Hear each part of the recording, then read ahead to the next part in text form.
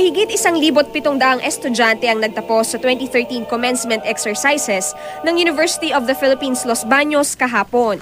Guest speaker si Attorney Felipe L. Gozon, ang chairman and CEO ng GMA Network. Nagtapos si Gozon ng kursong abogasya sa UP. Payo ni Gozon sa batch 2013, dream big, plan, and believe. Huwag daw matakot sa trabaho, magpursige at maging bukas sa bagong kaalaman. When I took the helm of actively managing the company in October of 2000, I dreamed big. In fact, bigger than anyone else at your Kapuso network. Together, we have transformed GMA into the multimedia giant that it is today.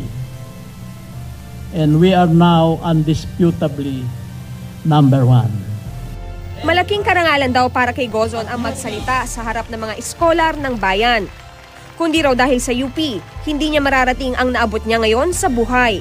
Kaya't mensahe pa niya sa mga bagong graduate, They should not only seek employment after they graduate, but they should try to be entrepreneurs and they should do their best.